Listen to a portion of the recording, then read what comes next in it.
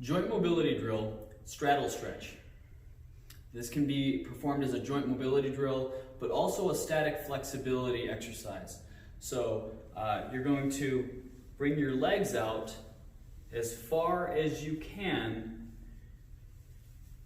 before you feel pain. It should be uncomfortable, but never painful.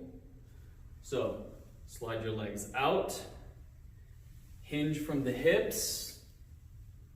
You can place your hands on the ground. Hinge as low as you can while maintaining a nice straight spine. We can rotate or lean to one side, lean to the other side, and then also lean back to center.